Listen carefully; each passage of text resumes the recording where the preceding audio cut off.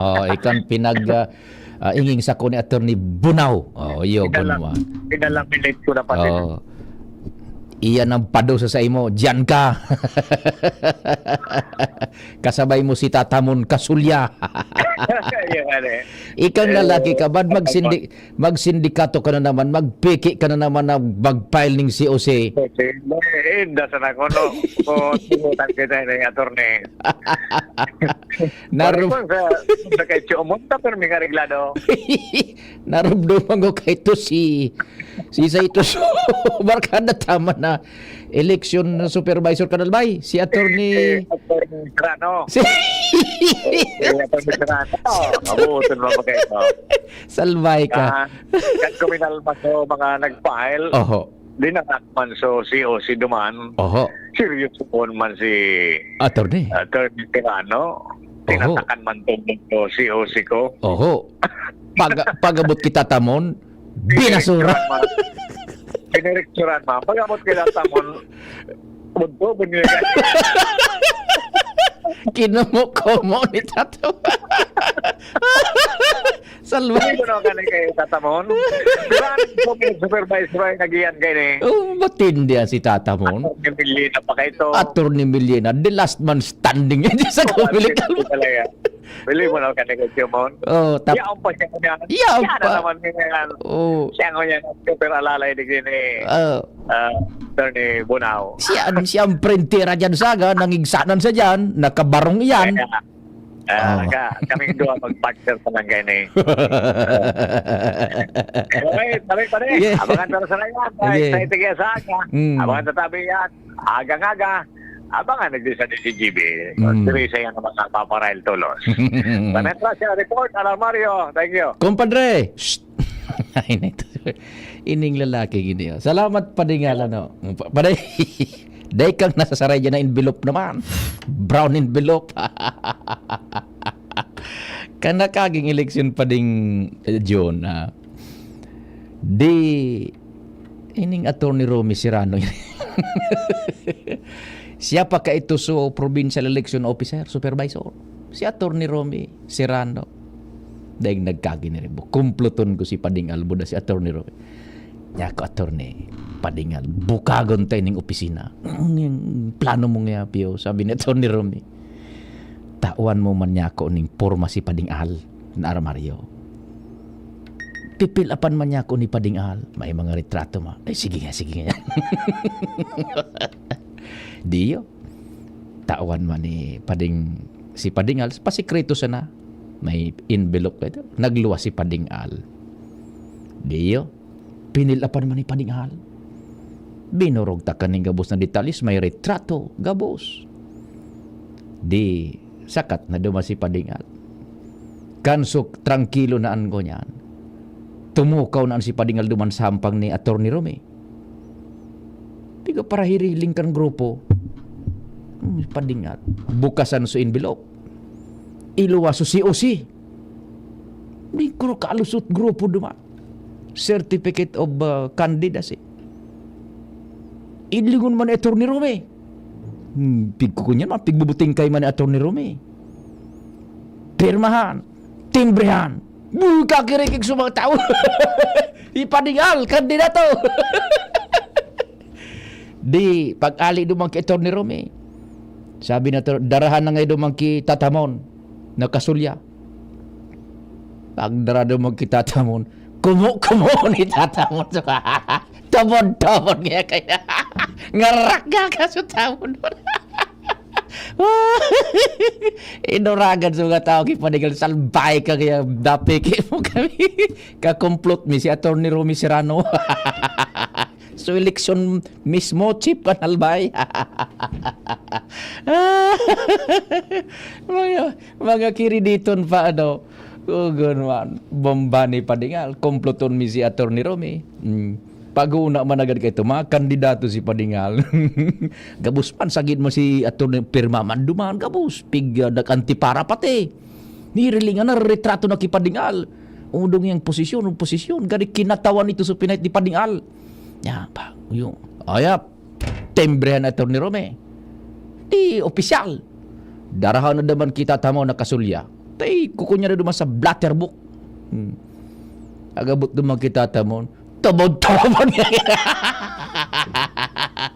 Kuro. Garak kakador. Ay, nako. Ay, sa agad na baga ma-file na. Pero, baka igoning mga changes pa ano.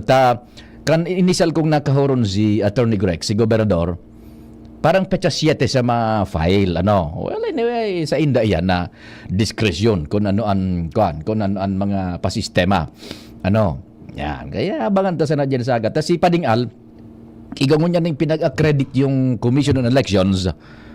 Tanganing bako masamok masyado, so kada mainstream media entity saruan na kunyan representante June itoan yaon duman mismo sa opisina ni Attorney Bunaw tanganing magkunyan ining masid maghapon. Kaya Padingal, diyan ka maghapon, day ka makakahali diyan sa Comelec probinsya. Diyan ka magtutokro. Mga nag-file diyan kan COC na mga matitindi. Yeah. Ang nabangan niya to Pading John sa Manila. So mga senador na naman na may mga ludoy-ludoy. Makonselo pa ganun sa Manila. So mga ludoy-ludoy na mga kuing-kuing, mga buing-buing. Inda ko iguana naman kayan. Ini po tabi for all legal intents and purposes. Pag naka-file ka na kan COC ngunyan, inihali mismo sa chairman kan Comelec, si abogado George Erwin Garcia. Chairman mismo kan Comelec. Pinagsubaybayan ta kasubag ng agang amay, mga alas 3 magaw, alas 4, alas 5. Una ang tandaan nindo, the public and the candidates as well. Pag naka-file na dyan kang COC, dai maning prohibition ang Comelec pa. Kaya kung ano ang pinagigibong niyan kan mga makandidato, as in makapag-file na kan sa indang certificate of candidacy, iyo man girarayan dyan. Pwede pa kamong mag-jingle, magpalibot nin sound tracking, tarpaulin, mag-kampanya sa mga barangay, gabos, dai pang prohibition. The rules on election does not apply yet for all legal intents and purposes. Tabako pa man kamo kandidato. Aspirant pa sana, sabi ka iyan ang termino. Kumbaga nagpalista pa sana. Now, no arin mapuon ang mga manlaylay na probisyones kan eleksyon campaign period. Yan. Duma nalilimitaran ang hiro-hiro. Kaya John, hilingon mo, ang mga kandidatong ini, ibubuhos din dan sa indang gastos matindi ngunya na daipaning campaign bako pang campaign period tada ipang prohibition todo ang buhos kayan magsawa sinda sa pagpa-commercial pagpa-air ning jingle gabos sabi nga ni Commissioner ni Chairman Garcia ang gastos nga yang unyan kan mga ma-filing COC daiiyaning control pang Comelec bako pa yan Comelecable. Bako pang Comelecable. Kaya buwilo pa sindang yan. Yan sige. Sa agad ta pag-urestoryahan ta pa yan, mas maray na igwa kita nin tema pang araw ka na duman man sa tingog kan banwaan. Sige, may istorya mo na kita sa luwas pa.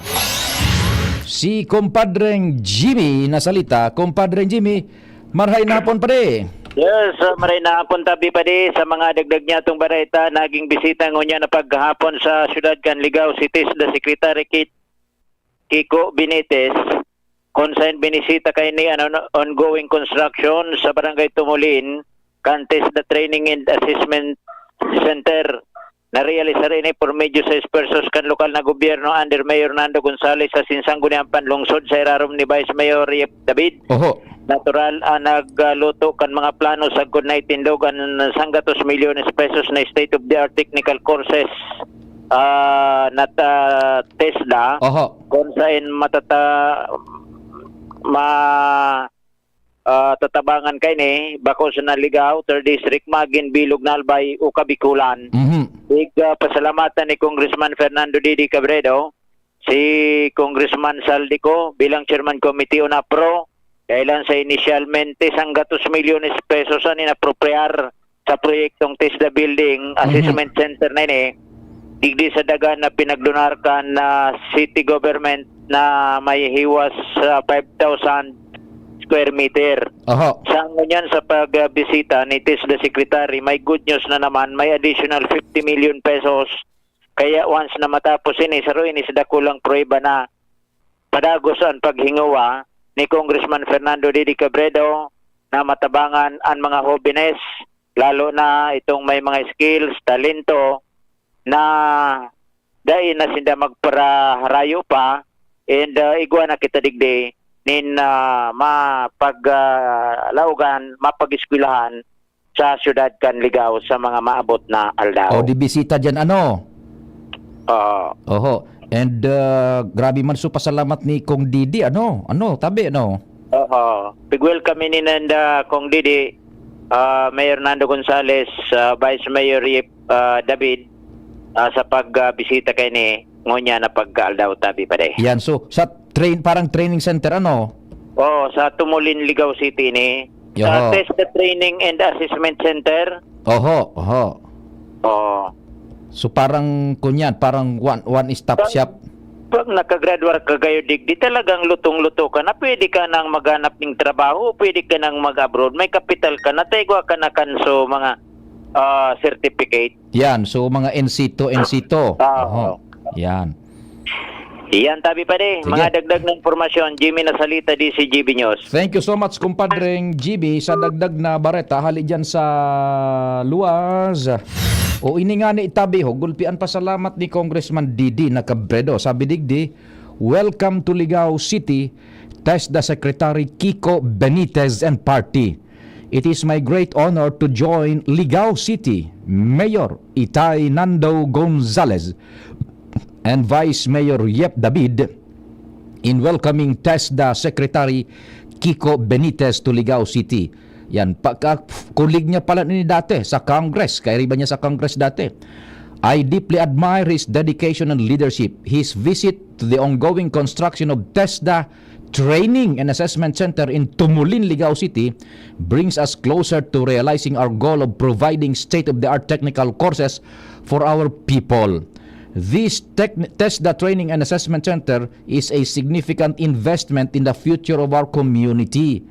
O yung Congress nag-appropriate digdi basado sa release ni Congressman Didi na appropriar ninda na paghingwahan na Congressman Didi sangga 2 milyones de pesos para sa konstruksyon fiscal year 2023 asinigwa pang dagdag na 50 milyones para sa fiscal year 2024.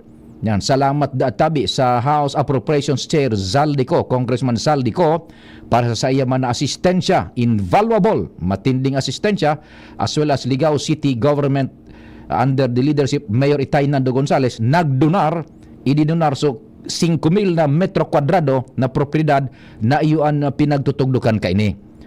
Through Secretary Benitez efforts to empower Filipinos through skills development, I am confident that this center will benefit not only Ligao City but also the entire 3rd District of Albay. So, tarabang-tabang ini sa Congressman Zaldi, Congressman Didi, pinasalamatan ni Congressman Didi. So, appropriations, initial na 100 million kan fiscal year 2023, dadagdagan pa ng 50 million, dinagdagan pa 50 million fiscal year 2024. Aram do, so Ligao City man nagdonar ining 5,000 na metro kwadradong daga na iyon pinagtugdukan kay ni.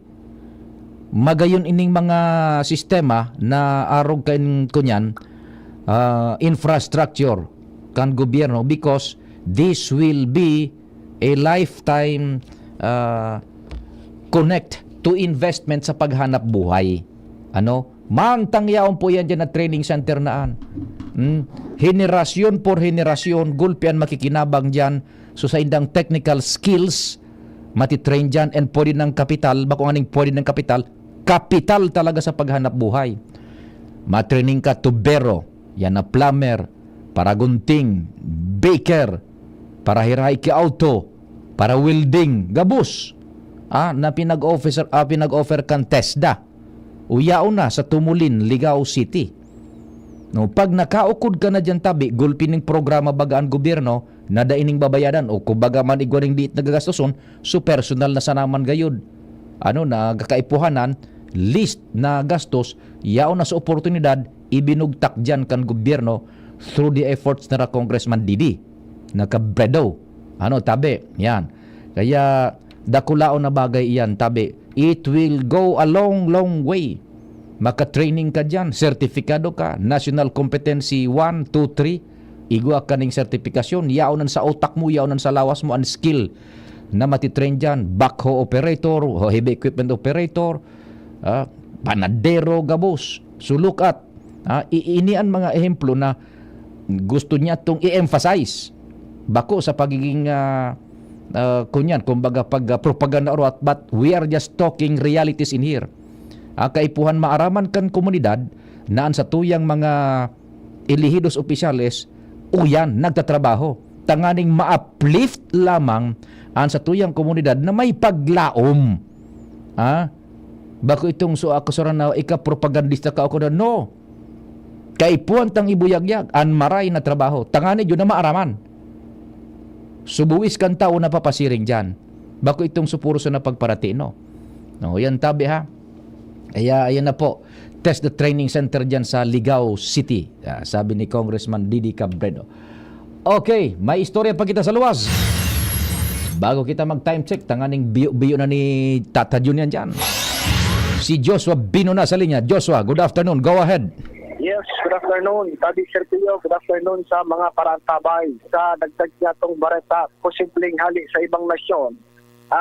Mga illegal na droga, partikular na shabu, na pigbabalong ipawagas dito sa tuya, pinaagi pa Sergio sa Bicol Region, sa paagi kan Pierre kan Matnog sa probinsya kan Sorsogon. Sigun ini kay Pideya Bicol Regional Director Edgar Chubay, matapos ang mataryon punindang pagkakasabat sa maabot sa 90 milyones pesos kantidad kin sabu, pinatimbang 18 kilos, Sabadong Banggi sa Pierre kan Matnog. Taradara ini kan duwang lalaki na residente pareho kan Maguindanao, lunad nin sarong 4-wheel vehicle, nagsakay nin barko aking sakay ni inabangan kan tropa kan Pideya, digdi na sa Pierre kan Matnog. Sigun sa impormasyon ni Regional Director Jubay, haling Sambuanga, pasiring kota na sa NCR, dalagan kan mga droga na ini na ipikagi digdi sa Pierre kan Matnog sa Sorsogon. Dalagad ko ni Hilingon, sigun kay Jubay, sa Sambuanga siniba pagpartekan Mindanao area, wala man ki laboratorio o pagibuhan nin mga illegal na droga. Doon kaya alangkaw ang posibilidad na hali ini sa ibang nasyon, partikular na sigun kay Jubay sa partekan Malaysia as in Indonesia. Ipiga sa transporter ini pasirin digdi sa Satuya, backdoor, as in minaagi Sergio digdi sa may partekan Tawi-Tawi. Kung kaya sigun kay Jubay dakulang bagay na nasabat kan sa indang tropa ang dakulang kantidad min shabu na ini. Naday na nakantos pa sa may parte kan National Capital Region o kaya NCR. Sigun kay Jubay, dakulang tabang ang pagkatarabangan kan mga malaylain na mga ahensya. Parte naman siyempre ang tabang kan komunidad. Dayo ang naging susi. Tangaling ng masabat ang dakulang kantidad na ini na droga. Asin bagus na maarestar ang duwang lalaking may bit-bit kay ni.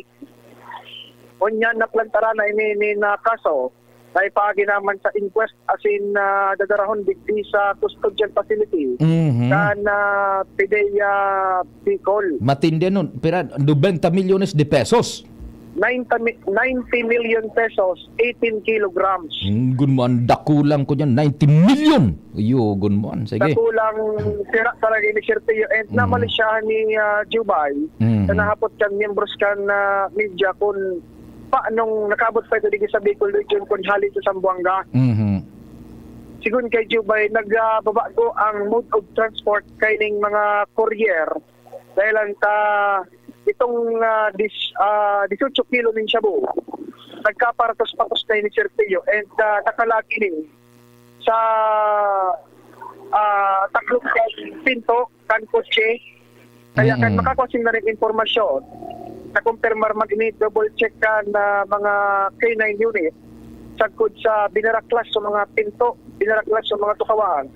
Ano yun, yaon palang duman, nagpakatarago, nagpakasurok-sok. Ang 18 kilo din na sabukon, kaya dakulang na bagay na napagulan ini na magpakapawagas digdi sa tuyang nasyon. Yan, sige.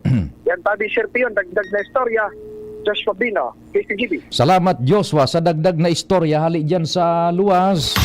Uyugod mo ang 90 million worth of shabu. Yan sa nagbuto bagang bareta. Nasa linya muna, makisuyo kita kay Director Egay Jubay kan Pideya Bicol. Tibaad lamang matawang kitang oras. Nasa linya. Direct Egay, maray na aga. Maray na hapon, si Pio po ini kan DCGB. Oo. Pwede ta kang iyon air tabi sa programa. Sige. Mga tugang, nagtaong permiso ang sa tuyang direktor kang Philippine Drug Enforcement Agency, Pideya Bicol, si classmate kabayan na Egay Jubay. Director Egay, maray na hapon, si Pio po kan DCGB.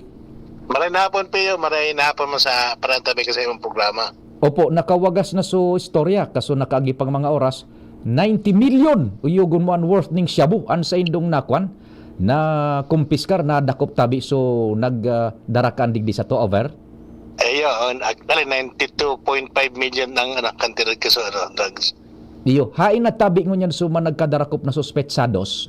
Didi sa custody kang didi sa regional office, tapos naman siya ma-inquest, na-file na naman sa sa Sorsogon, pero digdi ang custody sa tuya sa regional office. O di pwedeng hingutuhan na andyan taod-taod, ano? Araw kay ni tabi Director Egay, napaapod ako, siyempre so detalyes kan pagkadakop baga isinakang publiko nakawagas na through mainstream media and social media. Ang saro lang napot ko, very bold na sinda, 90 million worth. Ano sa hiling mo? May epekto itong sunahihiling kan publiko na so mga naglalaban ka ito sa droga na otoridad, iyon ang ngunyan ang pigpipirsigir lugod kan gobyerno budakan International Criminal Court. Dahil daw nagkusugbuot ining mga kuna ini, mga sindikatong initabi Director Egay. Saro yan sa rason. Ang iba pang pwede tayo konsiderasyon na classmate Pio, ang negosyo pa sa droga, very tempting ini. Dikit na parago-pago lang, kwarta na tulos Pero pasapektata piko consider ta diyan. Ang drug problem is mako man lang nakakonfine sa Pilipinas. This is a global problem. And considering ang source kang drugs na kumpiskata is Zamboanga, de magata kay monitored na clandestine laboratory sa Zamboanga, so most probably is smuggled ali ni sa ibang nasyon.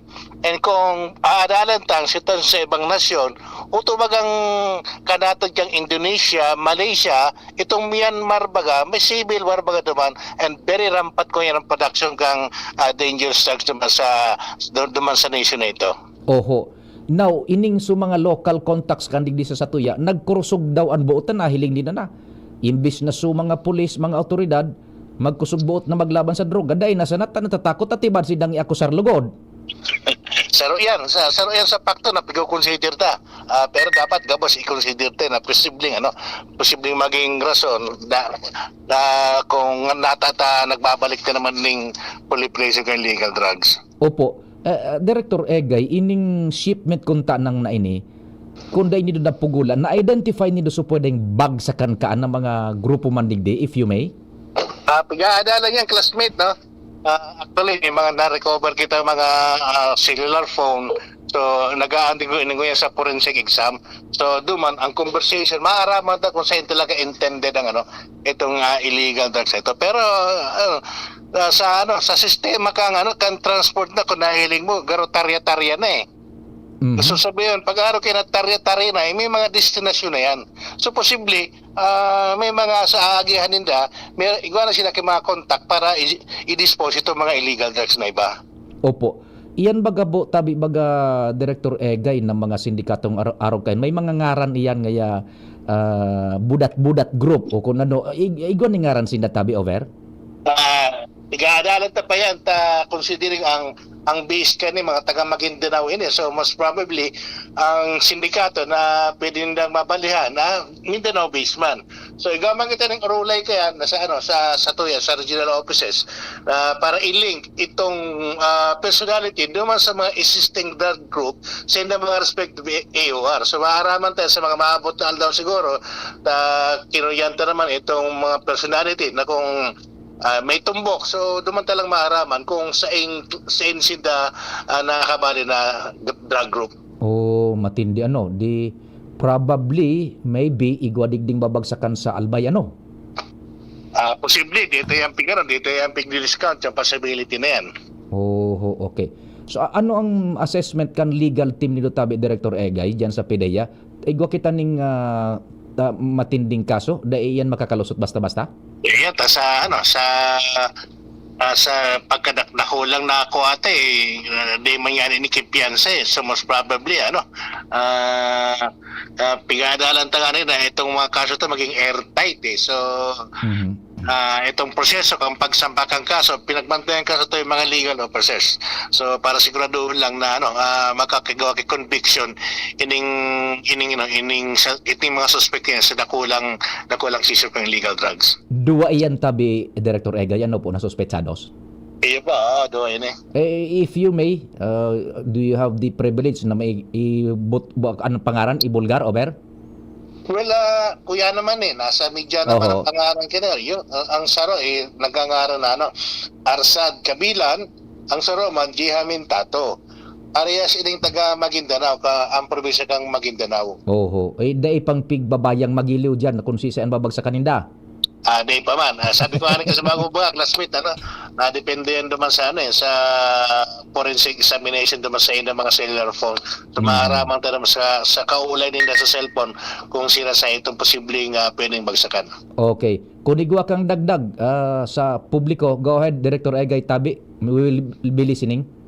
Well, nailing man siguro ka sa tuyang mga kababayan hindi sa Region Bicol ang satuyang pagmauot na ma-intercept ito mga illegal na sa naglalawag sa satuyang AU dati sabi ko baga ang illegal sa makulang hari sa NCR kung nagigirumduman mo classmate Pio kang last March go kita na-intercept na 2 kilo sobra na dangerous drugs pero inihalin na sa NCR. Pero iningon niya na-intercepta halit naman ini sa Mindanao area. So tama sa tuyang assessment report na ang sa tuyang AOR bako lang na exit point kundi pwede maging entry point pa man ka illegal drugs sa ibangan. So magma-check lang kita antabay kita kung kita ning pwedeng gustong ipaabot sa tuyang mga authorities please feel free matabang kita siyempre dito pwedeng i-discount itong importance kang participation ka sa tuyang komunidad sa tuyang anti-illegal drug campaign. Before I let you go Director Egay Tabi iyon na din pinakadakula so far na sa tuyang dakop mo yan sa kantidad over? So far way back 2020 yata igwaning nasa mga 20 kilos. Iyon ang inay mismo minunod. Tington na 2024 ning 18 kilos. Opo. Mabuhay ka mo dyan. Salamat Tabi sa oras and informasyon. Classmate Egay, Director. Mabuhay kita ka boss sa Classmate Pio. Thank you so much mga tugang si Director Egay Jobay kan Philippine Drug Enforcement Agency Bicol.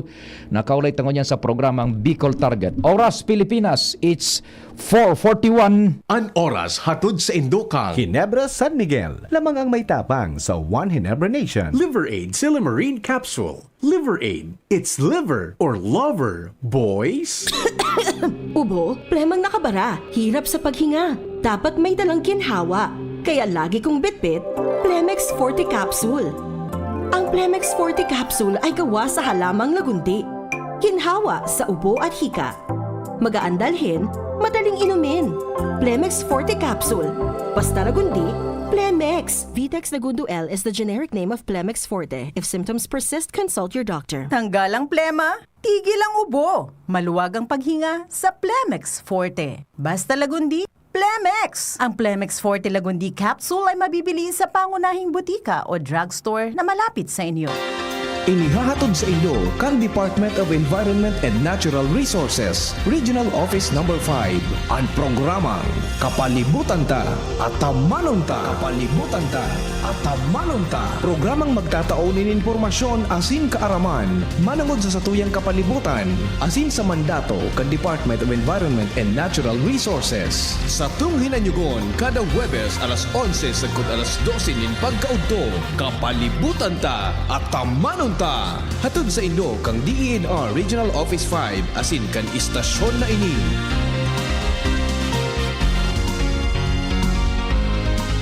Ang Albay Electric Cooperative Incorporated or ALECO nagaako na din mga aplikasyon para sa Lifeline Subsidy. Ang mga kwalipikado digdi iyo ang mga Pantawid Pamilyang Pilipino Program or 4Ps beneficiaries asin itong mga marginalized consumers. Para sa mga miyembros kan 4Ps, kaipuhan sa aplikasyonan sa inyong 4Ps ID asin latest bill. Para sa non-4Ps o itong mga marginalized consumers, ang mga requirements iyo ang mga minasunod. Certification halay sa Social Welfare and Development Office sa indong syudad o munisipyo na nagpapatunay na ang aplikante sa rong low-income earner base sa latest poverty threshold na ipigmok na kan Philippine Statistics Authority government-issued ID as in latest bill. Pagirumdom na ang diskwentong ini, otomatikong ia-apply sa monthly consumption kan mga kwalipikadong aplikante na day mahalangkaw sa 25 kilowatt-hours. Ipasa ang mga nasabing requirements kasabay ang accomplished application form sa ALECO Service and Collection Office sa indong lugar. Kung kwalipikado ka, dai na magduwa-duwa. I-avail na ang subsidiyang ini ka ALECO. Igwa akong may picture to na visto mo. Si Jessup Salceda ang kaibahan mo. Dakol na patunayan na matean ang serbisyo. Ang progreso minapulos na ipapadagos ni Jessup Salceda. Serbisyong may puso, yan nga si Jessup Salceda.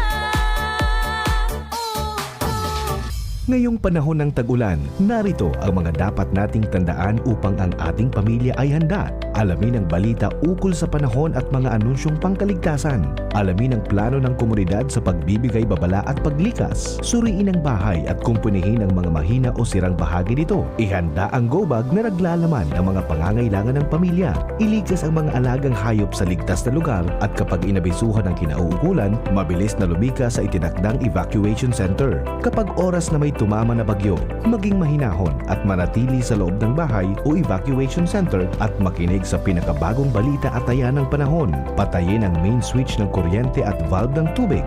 Gumamit ng flashlight o emergency lamp at mag-ingat sa paggamit ng kandila o gasera. Pagkatapos naman ng bagyo, hintayin ang abiso ng kinauukulan na ligtas nang bumalik sa tahanan. Umiwas sa mga natumbang puno, nasirang gusali at linya ng kuryente at siguraduhing walang basa o nakababad na outlet o kagamitan bago buksan ang linya ng kuryente. Ang mensaheng ito ay mula sa Office of Civil Defense Regional Office 5. Maging ligtas, maging panatag, Bicolandia. Anong asing kilig sinigang mo? Pork! Chicken! Fish! Kahit ano, mapapakilig ka sa sarap. Basta may Knorr Sinigang Mix. Made with real sampalok and seasonings for your asing kilig sarap. Kaya sabaw pa lang, ulam na.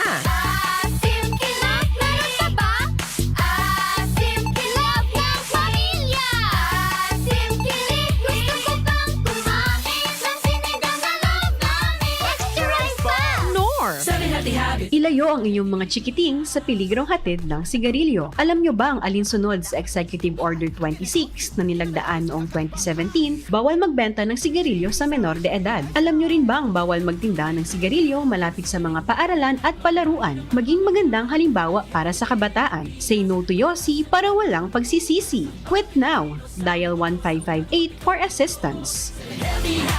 Isang paalala mula sa inyong DOH Bicol Center for Health Development.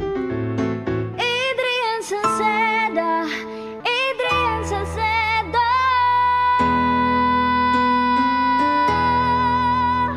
Padagos ang pagtabang niya sa sato padabata.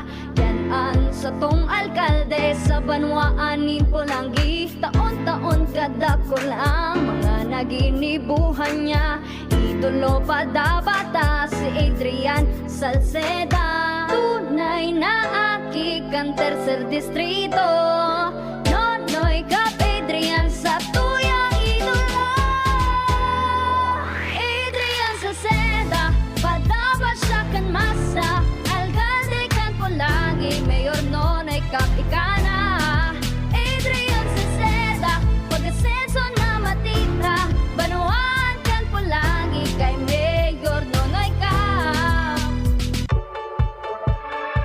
Mommy and Daddy, back to school na ba ang inyong chikiting? Sa pagbabalik ng school-based immunization ng DOH katuwang ang DepEd at local government units, siguruhing sila ay protektado laban sa mga vaccine-preventable diseases. Makilahok at makipag-ugnayan sa kanilang mga paaralan, and together, let's protect the future of our children. Be wise, immunize! Isang paalala mula sa inyong DOH Bicol Center for Health Development. Bicol Target Pio Fernandez. Unbelievable.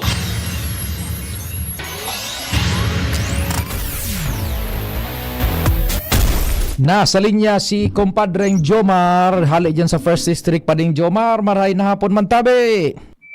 Salamat pa rin, Pio. Maray na hapon sa mga parantabay sa taon 2025. Dai na kinakaipuan pa na magpasiring digdi sa sentro kan siyudad kan Tabaco. So mga opisyales kan mga barangay sa Isla San Miguel para ihatod sanaan sa indang mga basura. Oh. Ini ang kinumpirmar sa DCGB News ni Mr. Reynold Martires ang sentro kan Tabaco City matapos na inauguraran na ninda ang building kan Material Recovery Facility duman sa Isla kan San Miguel. Sinabi ni Martires na katuyuhan kan MRF duman sa Isla San Miguel, iyuan duman iyahatod kan mga barangay officials kan 5 mga barangay sa San Miguel itong mga residual waste na kolekta maninda sa indang mga Material Recovery Facility o MRF man duman sa lambang barangay. Nagluluwas na Central MRF kan Isla San Miguel ang naunambita na building na magiging operational next year. Pinunambitan ni Martires sa pagkikipag-ulay sa DCGB News na sangunyan ang sistema papade. Once in a while, ang mga barangay officials minapasiring digdi sa sentro kan Tabaco bakong bit-bit sa mga panindahali sa isla so mga basura andara. Basurang bit-bit. Isos Mario. Mga residual waste na isabat man kan sentro digdi sa pier sa duungan digdi sa pier kan siyudad kan Tabaco. Sa iyo naman ang magdara sa Tapukan. Digdi sa sentro. Pero ang arog kay ni mapupundo na ini next year sigun kay Martires dahil anta ito nga ning nagbugtak naman sinda kan MRF asin su building kay ni tapos na. Susug kay Martires na apuera kay yan o medyo maho dyan dahil anta maski na nga ni okay na su building kay puwang paninda na magbakal nin sakayan. Truck boat. Opo. Truck boat ang apod ninda. Nakakargahan kan mga basura hali duman sa Central MRF kan Isla San Miguel. Puwera kay yan, dakul pa man na asikasun pero susug sa saya nakasabay na ini sa budget kan 2025 asin duman ini mababakal asin magiging operational. May sarok pala dyan na good news digdi sa mga empleyado ka, sa mga gaharakot, so digdi na sumasabat, Pio. Sa duman pala sa isla, dahil mo kinamamakalkan sa mga recyclable na sa mga bote, mga plastic bottles, so tapos na pwede recycle. Dahil man duman kinamamakalta, pero nga man malulugi, sabi ni Martires, sa gurano man sa nangayayan, ang madidilin siya diyan kung dadarahon sa sentro, tapos pag-abot digdi, baratuhon man sa nambarakalang kaya nakalakal na iyan. Tapos mga plastic bagay yan.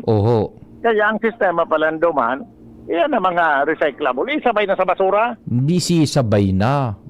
Isarabay na. Kung narog pa ngayon ka ng sistema, pag sinabay sa basura, iirigusan nga so mga tao niya na magharakot kaya segregate may makukuha sinda. May dilin siya sa basura. Yan. Dilin siya sa basura. Oho, Kung iyo. araw kan sudig din sa sentro, bihiro na sanaan makuang recyclable. Iyo. Kan mga ano ni, kan mga negosyante digdi. Moyo. Dakolo ng para. Kundi yan hali sa isla. Ora yan. Correct, correct. Isarabay ngayon, ang solamente pigaharali sa isla, itong sa nabubulok. Iyo, totoo, totoo. Duman sa mga recyclable, isabay na duman sa, ano yan, sa residual waste. Duman naman niya, di bahala naman niya sa mga, ano yung digdi sa sentro. Correct. Paunan sa recyclable, para mas ganahan sinda na trabaho, mag-harakot kayan. Iyo, iyo. Naglalaom si Martires na sa primero pa sa ng rangkada kanto 2025, may pautob na ning dayni tangani na day naman madipisilan pa sa mga barangay officials na nakahatod kan mga basura hali sa isla pasirin digdi sa sentro kan Tarlaco. Very good. Yan pa din mga dagdag na bareta, Jomar Bian, DCGP. Kumpadre, Go ahead, pare. bordi bagangon yan kan amigo ta dyan, ang ngaran, Nestor. Yan. Awi, dai ko daw tabi pa di aram. Apudan mo, bordi, ang ngaran niya Nestor, ang apelido San Pablo. Oh. Balo, iyan ko daw. Bordi. Testingon ta. Tapos, nakahurong ko sa gobernador. Oh, Saro siya sa pinagkukonsiderar with Attorney Gio Bungaw and Attorney Siena Marie Onrubia de la Cruz. na, Kinatawan, First District. oh, Naunang bitan Kaya kang gobernador. daw- Si Nes ngayon San Pablo. Oh. kaya daw kan mag-istoryahan kami ni Vice Mayor Nestor San Pablo. Oho. Hinapot ko, ano talaga niya kung pahit mo? Oho. Tagarusininsyuhong ka, Oho. madali mo na maaraman. Sa kuya. So, gobernador Madali na. mo na maaraman. Ang nagtarang, pigo konsiderar niya si Nes San Pablo. Gobernador na nagtarang. Roger. Kaya Adi. kibuton mo na kung ano ang pahit na. Ara mong tadaw takyan. Kung takong ko daw iningon yan. Baka birthday? Bordi pati ko niyan. Bordi ko niyan. Yan. Testingon ta. Testingon. tango niya. Testingon. Happy birthday man pa lang kay Ma'am Brenda. Yeah. Ang presidente kan sa moyang kumpanya PBN. Yes. Happy birthday, ma'am. Mhm. Pero ma'am, digdi na na kami ki Vice Mayor Nestor San Pablo.